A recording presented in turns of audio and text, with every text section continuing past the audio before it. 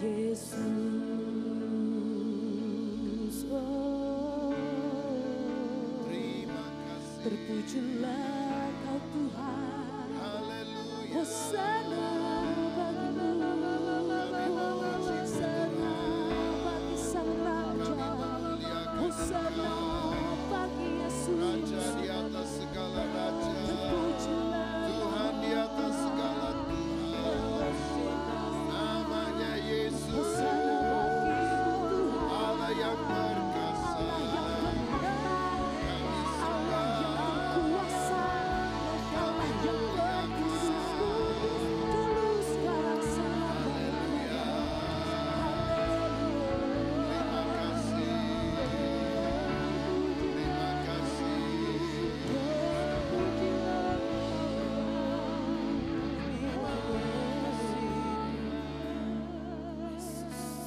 Bapak Surgawi, kami sungguh berterima kasih untuk kesempatan pagi ini kami dapat memuliakan Tuhan.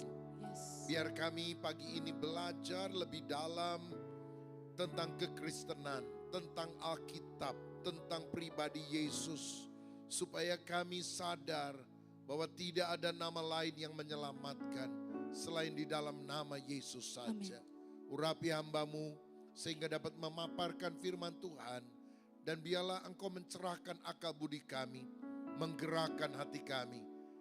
Agar kami sungguh-sungguh percaya hanya kepada Kristus. Sekali Yesus, selamanya Yesus. Terima kasih Bapa. Demi nama Yesus kami berdoa dan bersyukur. Dan semua orang yang percaya berkata, amin. Kita beri tepuk tangan untuk Tuhan kita. Silakan duduk. Tuhan memberkati. Selamat pagi Bapak Ibu dan Saudara yang dikasihi oleh Tuhan Yesus Kristus. Shalom.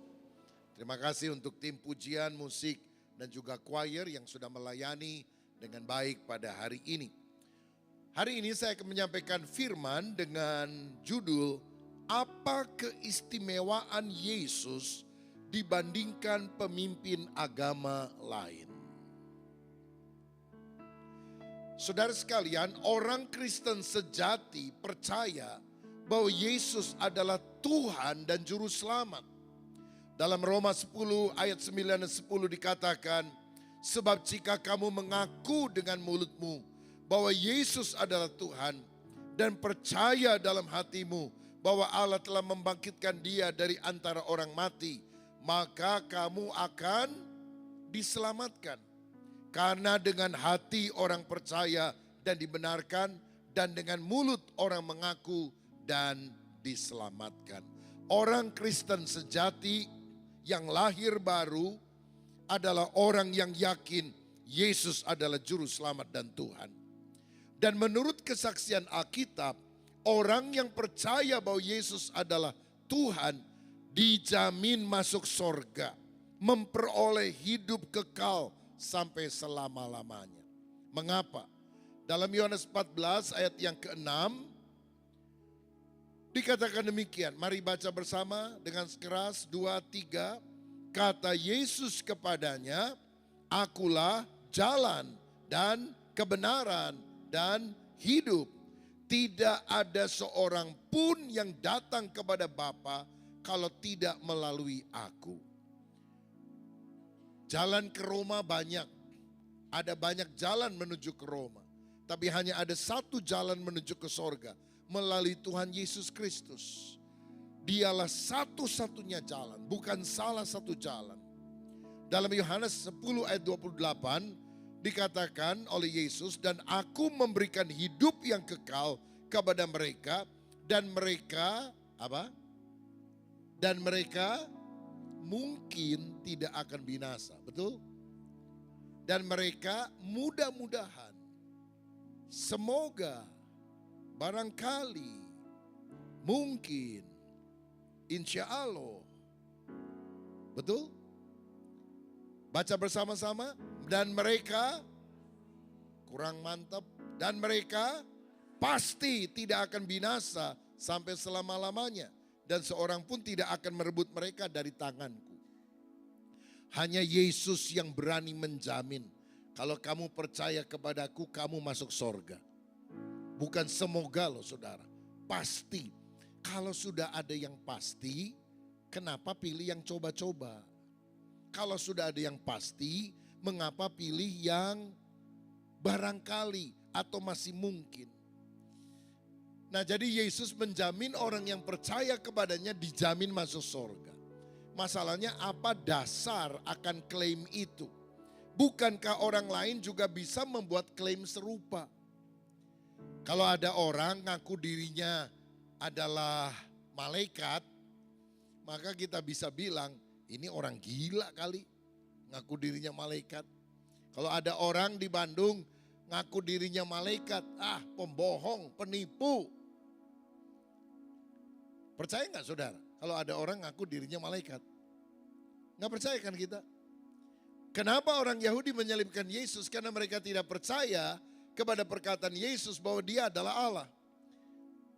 Ngaku diri malaikat Jibril aja nggak percaya, apalagi ngaku dirinya adalah Allah. Jadi apa dasar klaim bahwa Yesus itu satu-satunya jalan ke sorga? Kan bisa saja orang lain ngaku-ngaku seperti itu. Apa keistimewaan Yesus dibandingkan nabi atau pemimpin agama yang lain? Saya akan jelaskan supaya saudara bisa nangkep betul bahwa kekristenan sangat berbeda dengan semua agama yang lain. Yang pertama, karena praeksistensi Yesus. Maksudnya begini, Yesus itu sudah ada sebelum lahir di Bethlehem 2000 tahun yang lampau. Karena dia adalah Allah yang kekal. Saudara, semua manusia itu ada awalnya tapi tidak ada akhirnya. Ada awalnya pada waktu kita janin dan kemudian dilahirkan. Tidak ada akhirnya karena akan ada sorga kekal atau neraka kekal. Kalau umur saudara katakan 30 tahun, 100 tahun yang lalu saudara ada di mana? Jawabannya belum ada. Bahkan kita tidak ada di sorga 100 tahun yang lalu. Kita itu baru ada waktu sperma dan sel telur orang tua kita bersatu mengalami pembuahan dan kemudian hamil dan akhirnya lahir. Jadi semua orang baru ada ketika dia menjadi janin dan setelah itu dilahirkan. Beda dengan Yesus. Yesus itu sudah ada dari awal zaman sebelum dunia ini dijadikan. Yohanes 1 ayat 1 berkata, pada mulanya adalah firman. Firman itu bersama-sama dengan Allah dan firman itu adalah Allah. Allah yang kita yakini itu Esa, satu. Tapi Allah yang Esa itu punya pikiran, hikmat yang dia ungkapkan lewat kata-kata. Allah yang Esa itu juga punya roh. Roh itulah yang memberikan kehidupan. Pada mulanya adalah perkataan Allah, firman, kalam, logos. Firman itu bersama-sama dengan Allah dan firman itu adalah Allah. Kalau kita bilang, oh firman itu tidak bersama dengan Allah. Allah pertama gak punya firman. Berarti kita bilang Allah itu bisu. Gak mungkin. Kalau Allah itu kekal, firmannya juga kekal, rohnya kekal. Itulah yang kita kenal sebagai Bapa, Anak, dan Roh Kudus. Ketiganya Esa. Dalam Yohanes 8 ayat 58, Yesus bilang sebelum Abraham jadi, aku telah ada. Orang Yahudi marah waktu Yesus bilang gini, karena dia bilang kamu umur baru berapa? Abraham itu bapak leluhur kita sudah lahir 2000 tahun yang lalu. Masa kamu bilang sebelum Abraham ada kamu sudah ada? Emang umur berapa kamu? Sebetulnya Yesus tidak berbohong. Karena apa? Sebelum Abraham ada 2000 tahun sebelum Yesus datang di Bethlehem, Yesus itu sudah ada dari sejak permulaan. Dan Yesus pada masa perjanjian lama pernah ketemu Abraham. Kapan? Ketika ada 3 orang malaikat pergi ke kemah Abraham, dijamu. Lalu kemudian diceritakan mereka akan pergi ke Sodom untuk menghancurkan Sodom yang penuh dengan dosa. Setelah itu kan 2 malaikat yang pergi dan menghukum. 1 malaikat lain naik ke sorga kembali. Karena 2 malaikat itu malaikat biasa. Yang satu ini malaikat Yahweh. Dia adalah Theophany atau sering disebut Kristofani. yaitu penampakan Kristus, Putra Allah yang datang ke dunia secara temporer sebelum dia lahir di kandang Bethlehem 2000 tahun yang lampau. Jadi sebetulnya apa yang Yesus ucapkan itu benar. Kristus pernah menampakkan diri kepada Gideon. Kristus pernah menampakkan diri kepada orang tua Simson. Walaupun mereka tidak mengenal, mereka menganggap itu adalah malaikat. Dalam Yohanes 17 ayat yang kelima, dikatakan Yesus memiliki kemuliaan sebelum dunia ada. Siapa yang sudah mulia sebelum dunia juga dijadikan, itu hanya Allah sendiri. Dan waktu Yesus bilang, aku punya kemuliaan bahkan sebelum dunia ini ada, itu menunjukkan bahwa dia adalah Allah. Saudara-saudara, kenapa kita yakin Yesus sangat beda dengan nabi yang lain, sangat beda dengan pengajar agama yang lain? Karena Yesus itu sang pencipta. Dia ada lebih dulu daripada segala sesuatu. Saya bacakan Kolose pasal 1 ayat 16-17. Atau kita baca bersama ya, 2-3.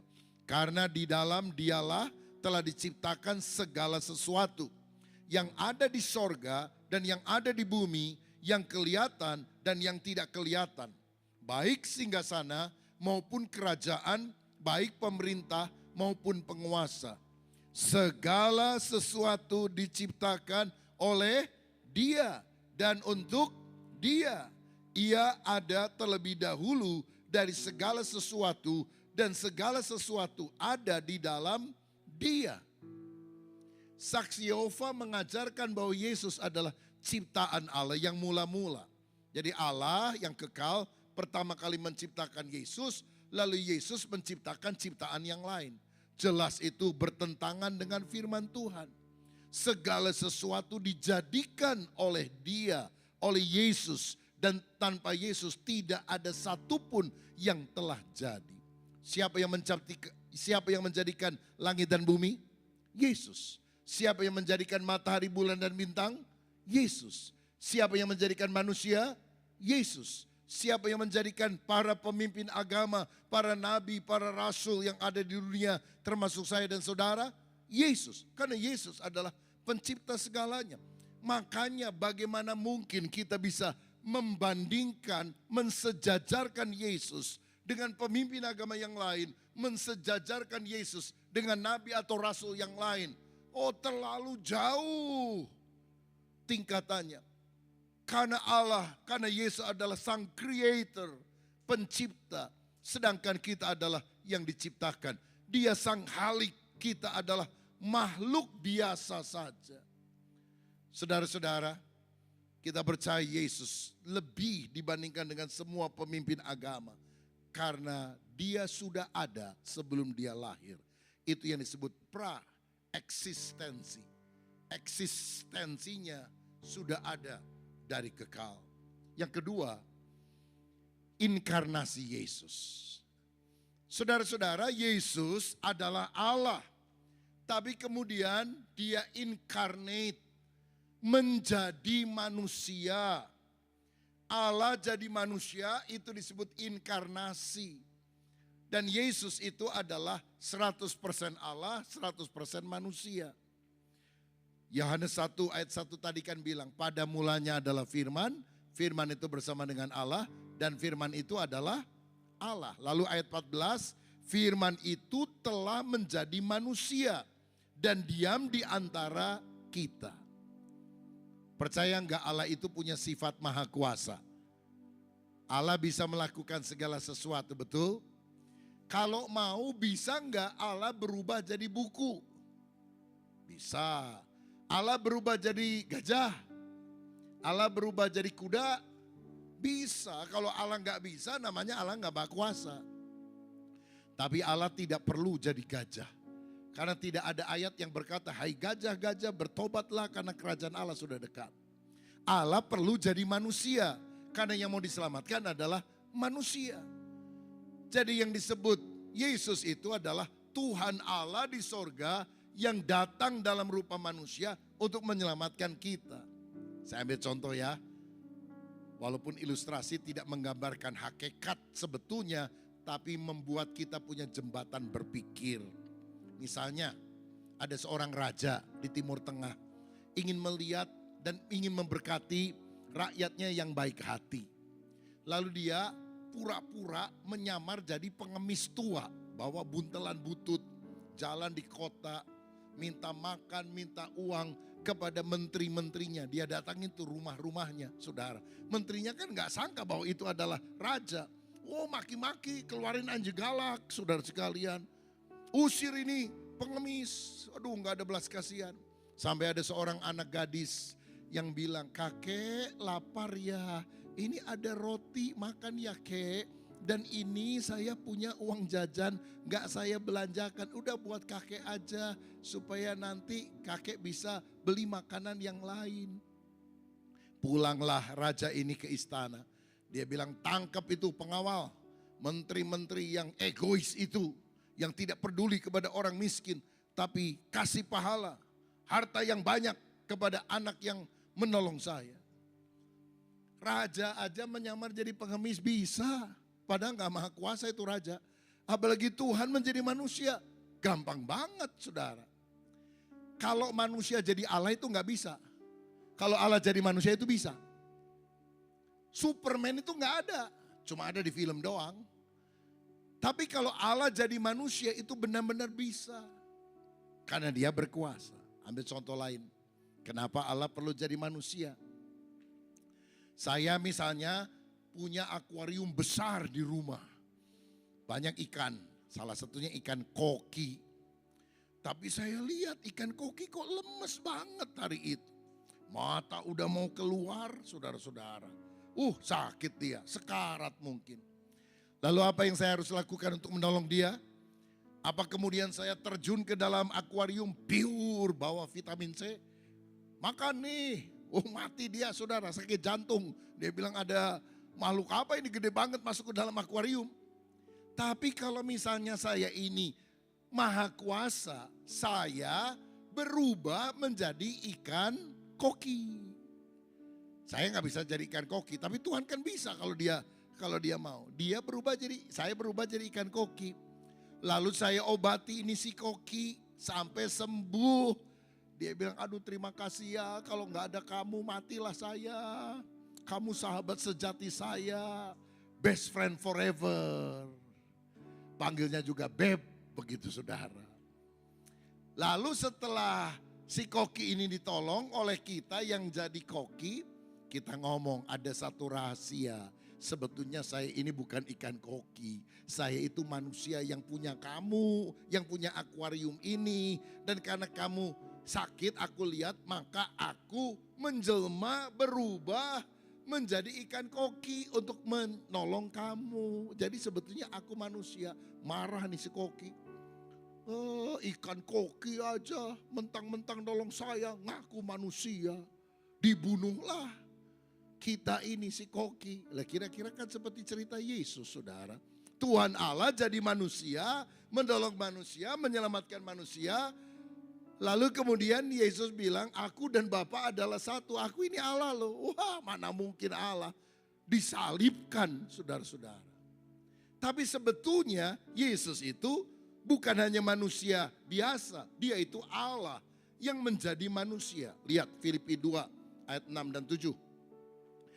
Yesus yang walaupun dalam rupa Allah tidak menganggap, baca bersama, kesetaraan dengan Allah itu sebagai milik yang harus dipertahankan, melainkan telah mengosongkan dirinya sendiri dan mengambil rupa seorang hamba dan menjadi sama dengan manusia. Apa artinya setara?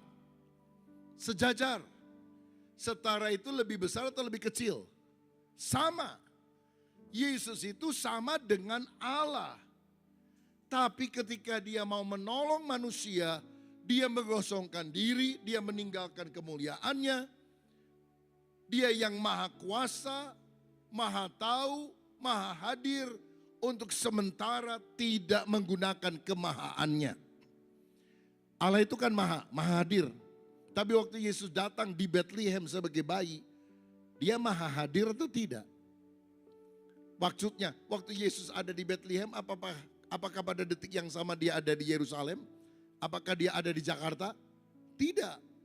Karena apa? Dia yang maha membatasi kemahaan keilahiannya dengan kemanusiaan yang terbatas. Jadi waktu Yesus datang ke dunia, dia tidak pernah meninggalkan kealahan atau keilahiannya. Dia tetap Allah sejati. Tapi dia menambahkan sifat kemanusiaan di dalam diri kita, di dalam kehidupan kita. Sehingga sebagai manusia bisa lemah, bisa lapar. Salah satu yang utama dia bisa mati, saudara. Ada yang bilang, kalau Yesus Tuhan, masa Tuhan bisa mati? Yesus itu matinya bukan sebagai Allahnya, sebagai manusia, saudara. Sifat kemanusiaannya yang mati, tapi karena dia Allah, dia tetap hidup sampai selama-lamanya. Jika demikian, apa buktinya bahwa Yesus itu adalah Tuhan? Yang pertama, Yesus berkuasa. Dia berkuasa atas alam, gelora laut, gelora gelombang di Danau Galilea. Dia bilang, diam, tenanglah, teduh. Siapa yang bisa ngatur alam kalau bukan Sang Pencipta? Dia berkuasa atas penyakit. Orang buta melihat, orang lumpuh berjalan, segala sakit penyakit sembuh. Siapa yang bisa menyembuhkan? Sumbernya kan Tuhan. Kenapa Yesus bisa? Karena dia adalah Tuhan. Dia berkuasa atas iblis. Dia usir setan. Enyahlah engkau iblis. Setan gak berani. Setan minta ampun. Dia bilang, Tuhan kalau boleh aku jangan diusir jauh-jauh. Masuk ke babi aja katanya. Saudara sekalian, kalau Yesus bukan Tuhan, setan pasti tahu. Lalu ada orang ngusir setan. Keluar kau setan. Setannya kan tahu, saudara, di alam roh. Dia bisa bilang, ngusir-ngusir gua. Lu juga CS-nya setan. Enak aja ngusir-ngusir. Malah dia dirasuk setan, saudara. Alkitab cerita tentang 7 anak imam namanya Skewa. Setan keluar. Setan bilang, kurang ajar ngusir-ngusir saya. Begitu dia keluar, dia masuk kepada 7 orang anak ini. Telanjang semuanya. Saudara, Yesus waktu ngusir setan, setannya juga takut. Siapa yang bisa disegani begitu luar biasa oleh iblis selain daripada Sang Pencipta? Yesus berkuasa karena dia juga menang atas kematian. Dia membangkitkan Lazarus. Lazarus keluar, udah 4 hari, udah busuk, keluar, hidup. Bukankah sumber kehidupan itu adalah Allah sendiri? Kok Yesus bisa membangkitkan orang mati? Karena dia bukan manusia biasa. Dia adalah Allah yang datang dalam rupa manusia. Kedua, apa bukti Yesus adalah Tuhan? Yesus mengampuni dosa. Ada orang yang lumpuh, dia bilang, hai anakku, dosamu sudah kuampuni. Kaget semua orang. Ini orang siapa nih? Kok bisa ngampuni orang? Kalau saya salah sama saudara, saya minta maaf. Saudara bilang, saya maafkan. Kita manusia hanya bisa kasih maaf. Tapi kasih pengampunan, itu kan haknya Tuhan. Siapa ini orang kok ngampuni? Maka Yesus bilang gini, lebih gampang mana? Bilang aku mengampuni kamu atau bangkit dari tempat tidurmu dan jalan. Ini orang lumpuh. Sama aja kan? Karena Tuhan bisa mengampuni dosa, Tuhan bisa menyembuhkan segala macam penyakit. Siapa yang bisa mengampuni dosa selain daripada Allah? Dan Yesus adalah Allah. Yang ketiga, kenapa kita percaya bahwa Yesus adalah Tuhan? Sebab dia bangkit dari kematian. Semua nabi mati, dikubur dan tidak bangkit. Hanya Yesus yang mati, dikubur, bangkit kembali pada hari ketiga. Saudara, kita bisa lihat kuburan para nabi, para pemimpin agama dimanapun. Tapi kalau saudara ingin melihat kubur Yesus, ada di Yerusalem, ada. Tapi waktu engkau masuk ke dalamnya, gak ada orangnya. Di pintunya ada tulisan, He is not here for He is risen. Dia tidak ada di sini sebab dia bangkit. Sehingga kalau saudara ingin ketemu Yesus, gak harus ke Yerusalem. Di sini pun Yesus ada karena dia maha hadir. Siapa yang percaya? Tuhan ada di sini. Tuhan memperhatikan kita. Saudara-saudara, dia bangkit dari antara orang mati. 1 Petrus 3 ayat 18b. Dalam keadaannya sebagai manusia, Yesus telah mati. tapi dia dibangkitkan menurut roh. Ada yang bilang, kalau Tuhan mau ngampuni manusia, ampuni aja. Kenapa sih mesti capek-capek? Jadi bayi, jadi manusia, mati disalib, menyelamatkan.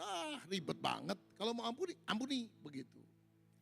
Saya mau bilang gini, Allah itu adalah Allah yang adil dengan rules of the game yang telah dia buat, saudara. Tuhan kan ngomong, kalau kamu dosa, mati loh. Upah dosa adalah maut. Dan kamu kalau nggak mau mati harus hidup suci. Masalahnya siapa orang bisa suci? Nggak ada. Maka ketika Tuhan melihat manusia nggak bisa suci dengan amal perbuatannya, jatuhlah belas kasihan Tuhan kepada manusia. Maka dia jadi manusia. Kenapa Allah harus jadi manusia? Supaya bisa mati. Karena Allah nggak bisa mati, yang bisa mati manusia. Makanya Yesus Allah sejati yang menyelubungi keilahiannya dengan kemanusiaan. Jadi kalau misalnya saya punya smartphone, handphone ini bisa ngirim gambar dan sebagainya. Tapi waktu ketemu saudara, supaya misalnya, ini smartphone bagus banget nih, hebat banget.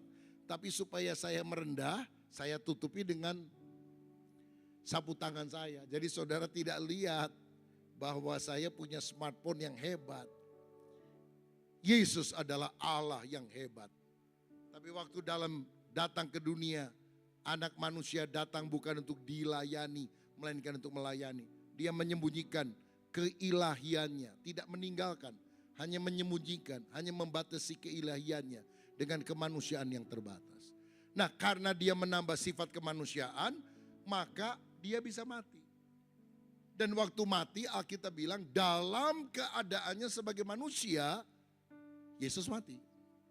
Tapi karena dia adalah roh Allah, dia bangkit pada hari yang ketiga. Dari Yesus juga waktu mati, dia pergi kemana? Rohnya kan gak mati saudara. Dia pergi memberitakan kabar bahwa dia adalah Tuhan kepada orang-orang yang berada di alam maut, yang dipenjara dari sejak zaman Nuh. Nah, inilah keistimewaannya Tuhan dalam kehidupan kita.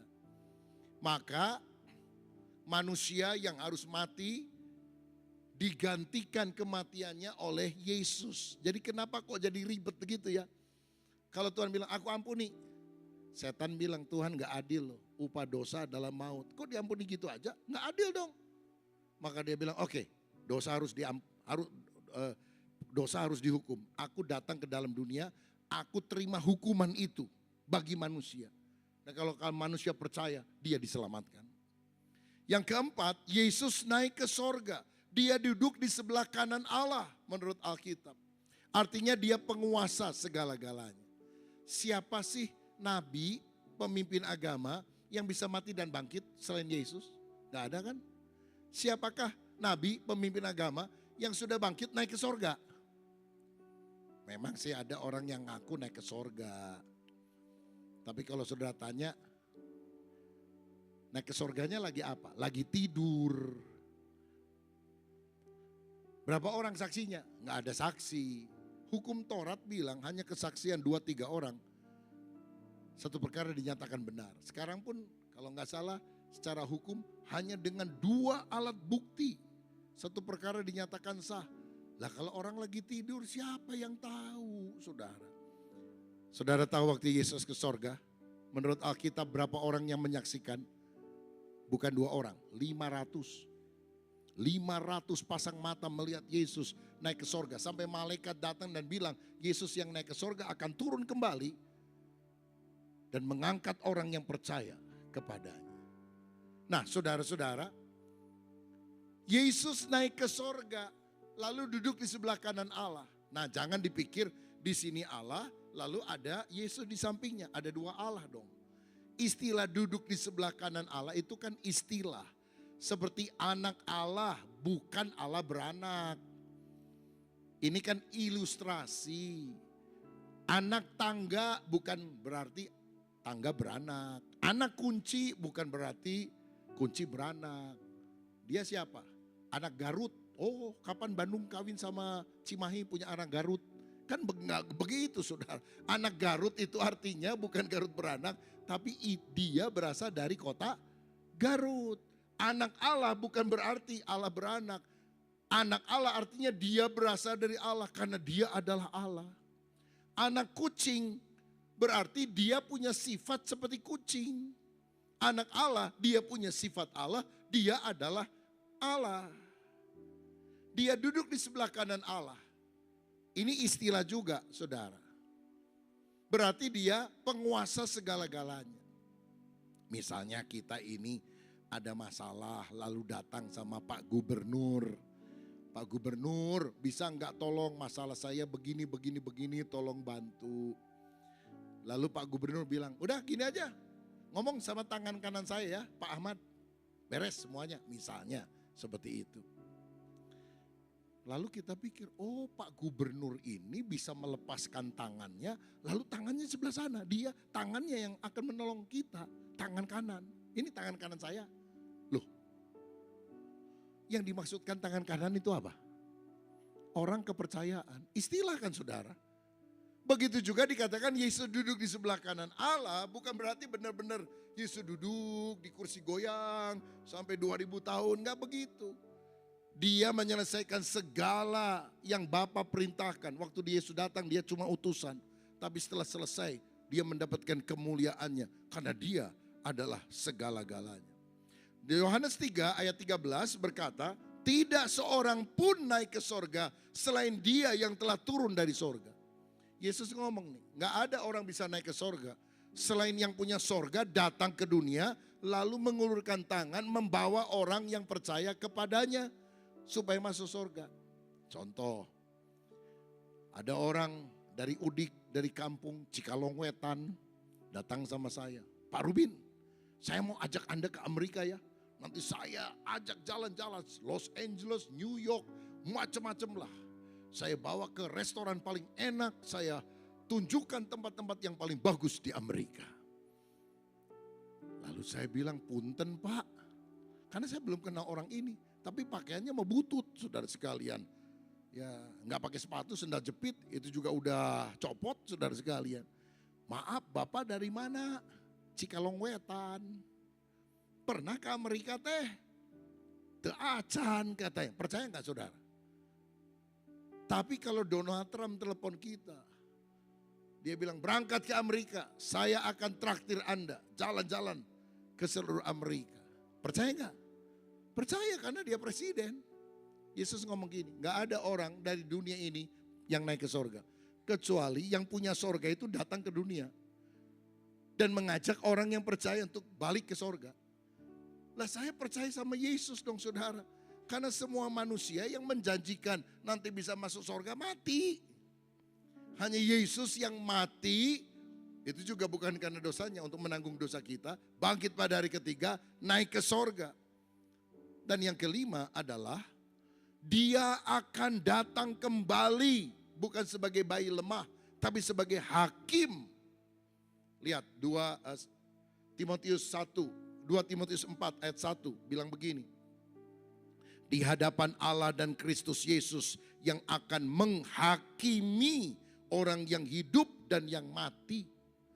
Semua orang akan dihakimi oleh Yesus. Dipanggil nama-namanya, datang. Yang duduk di kursi gede, Yesus. Kita terdakwa semuanya. Yesus pernah dihakimi belum? Pernah sama Pontius Pilatus. Dan dia akan panggil, Pontius Pilatus. Itu gemeter saudara, Pontius Pilatus. Gak pingsan aja udah bagus. Loh, ini kan yang dulu saya hakimi itu. Kok menghakimi saya? Sebutkan nama nabi siapapun.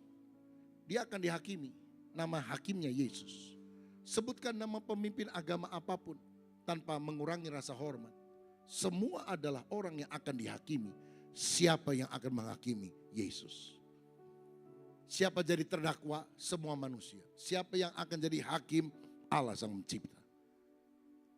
Kenapa saya nggak percaya kepada Yesus kalau Yesus adalah hakim? Mana lebih tinggi pangkatnya? Yang dihakimi atau yang hakim? Atau hakimnya? Hakim dong. Jadi saya percaya Yesus. adalah hakim. Dia akan datang sebagai hakim yang adil. Ada yang bilang Yesus akan datang sebagai Imam Mahdi yang akan menghakimi dunia katanya. Lihat dalam Wahyu 19 ayat 11. Waktu Yesus datang kedua. Lalu aku melihat sorga terbuka. Sesungguhnya ada seekor kuda putih dan ia menungganginya yang bernama yang setia dan yang benar. Siapa yang setia yang benar? Yesus. Ia menghakimi dan berperang dengan adil. Dia nggak akan datang lagi sebagai bayi lemah. Dia akan jadi raja yang akan memerangi orang-orang yang melawan dia. Tunduk kepada Yesus sekarang, saudara selamat. Saudara nggak mau tunduk, nggak mau percaya sama Yesus, nggak apa-apa. Satu kali saudara akan dipaksa tunduk juga. Waktu Yesus datang untuk kali kedua. Tapi percaya sekarang selamat. Nggak mau percaya, baru percaya nanti. Ternyata bener loh, Yesus itu Tuhan. Datang turun dari sorga, udah terlambat. Saudara akan masuk neraka. Makanya kita harus percayanya sekarang.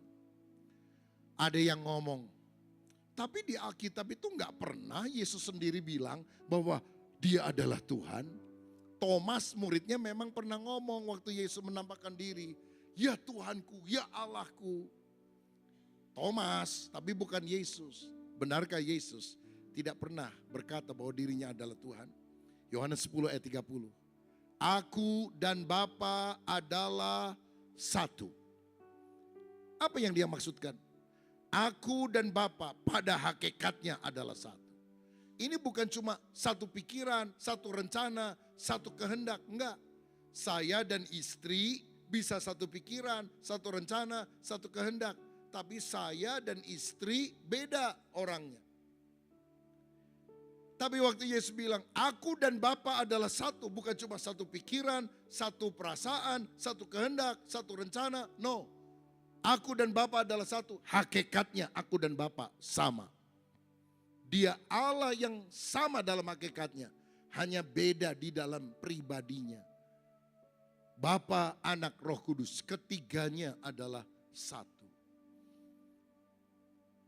Yohanes 13 ayat 13. Ini ucapan Yesus sendiri. Mari baca keras. 2, 3.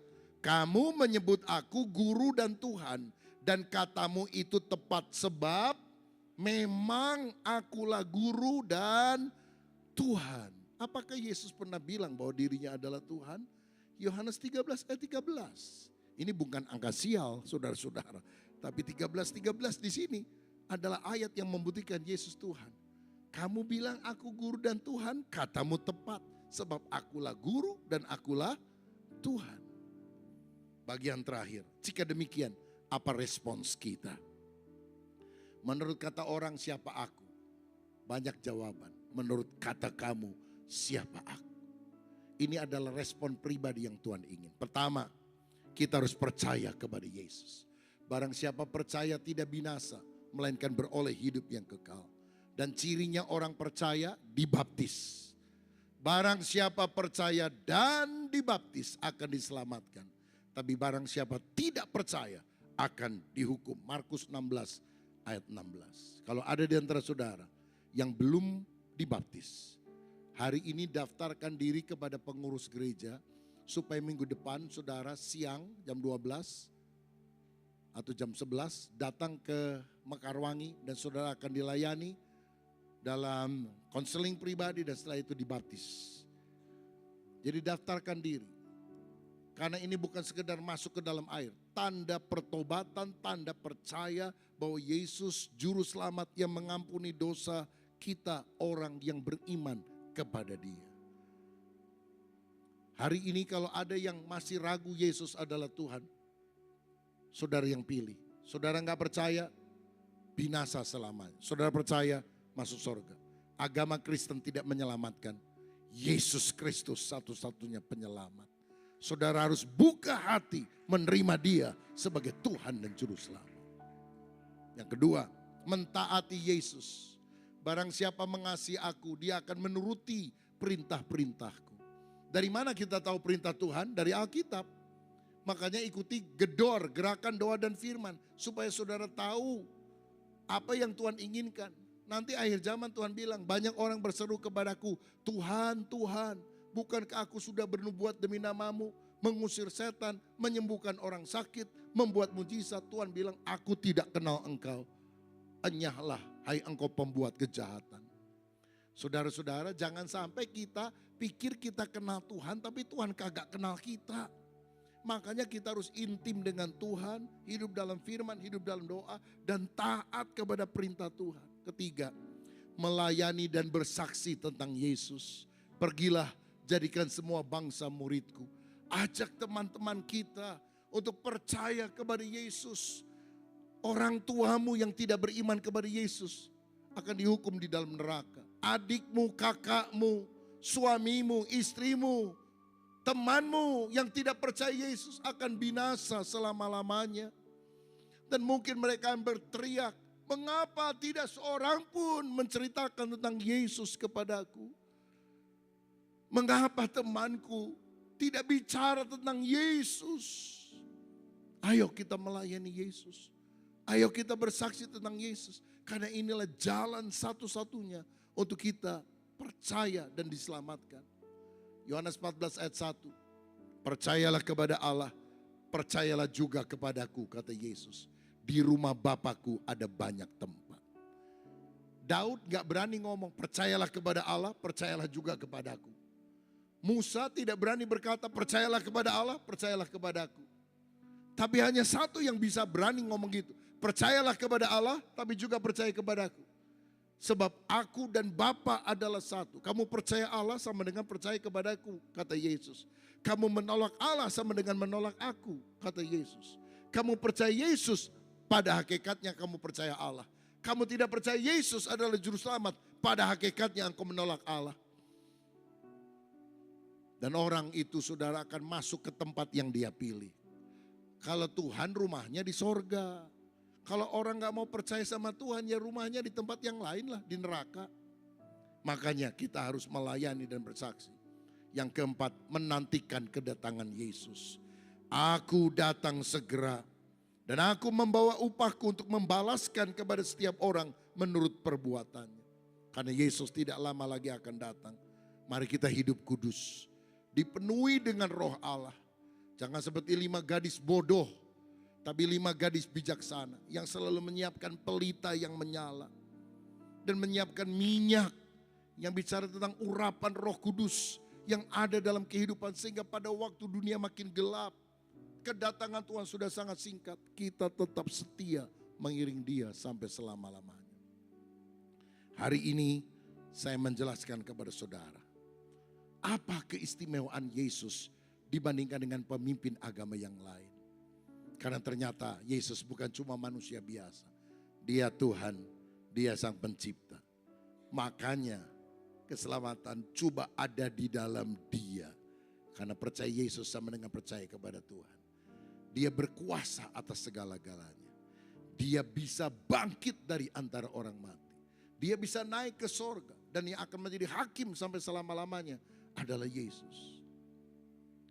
Saya berdoa supaya saudara sungguh beriman kepada dia. Dibaptis. Kalau sudah dibaptis, setia melayani Tuhan. Cinta Tuhan. Melayani, bersaksi. Hidup kudus, hidup benar. Karena tidak lama lagi Yesus akan datang sebagai Raja di atas segala Raja. Siapa yang hari ini mau membuka hati, menjadikan Yesus sebagai segala-galanya dalam hidup saudara. Dan memberitakan kepada keluarga dan teman-teman bahwa Yesus adalah Tuhan. Dan kalau ada yang belum dibaptis, habis kebaktian ini langsung hubungi pengurus. Daftarkan diri supaya minggu depan saudara bisa dibaptis. Supaya engkau diselamatkan, seisi keluargamu juga diselamatkan. Selamat pagi, Tuhan Yesus memberkati kita semuanya. Amin. Mari kita bangkit berdiri.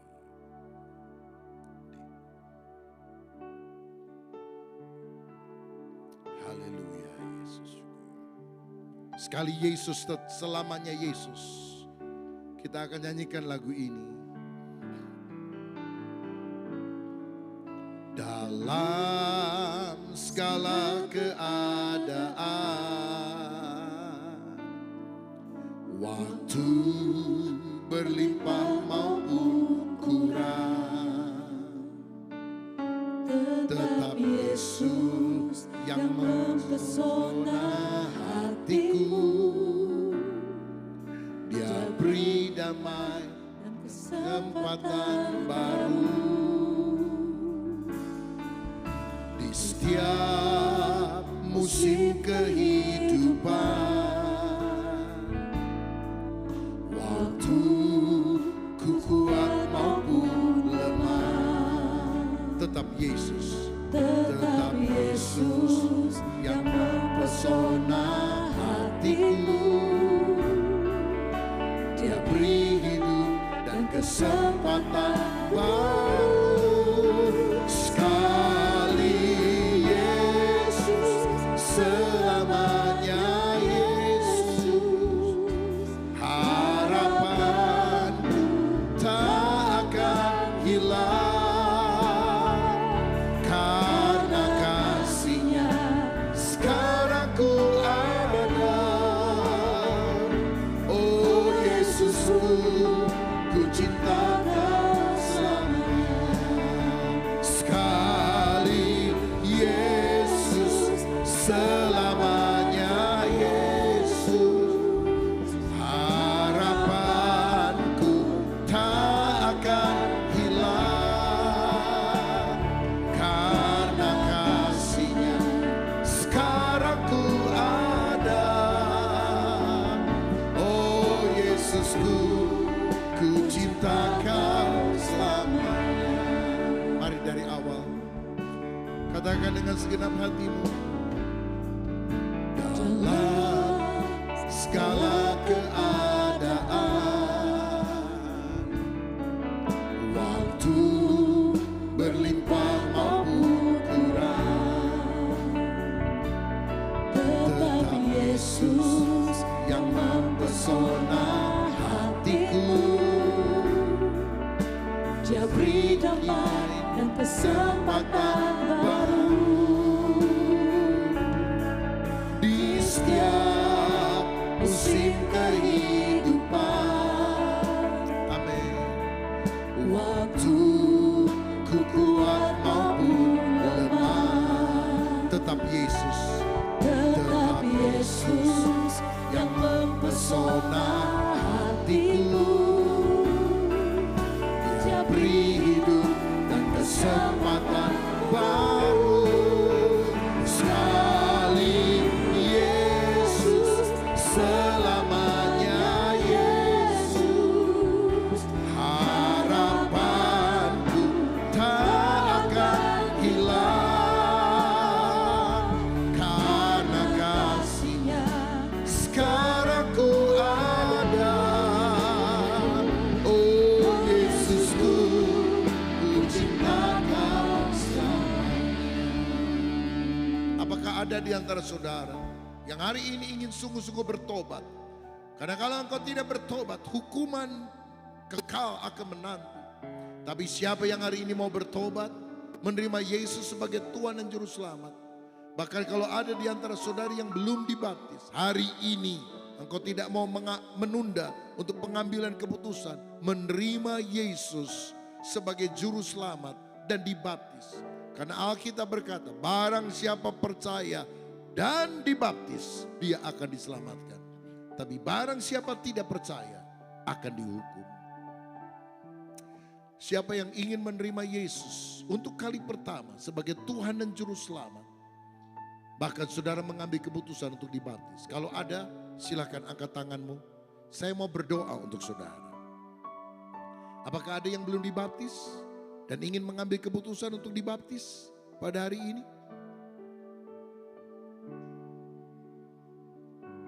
Baik, kalau semua sudah dibaptis, sekarang waktunya kita mentaati perintah Yesus. Sekarang waktunya kita melayani Yesus. Jangan hanya datang ingin dilayani, layani Yesus. Bersaksi tentang Yesus. Menangkan keluargamu, temanmu supaya tidak ada yang binasa masuk ke dalam neraka. Jangan biarkan hatimu tenang sampai seluruh anggota keluargamu diselamatkan.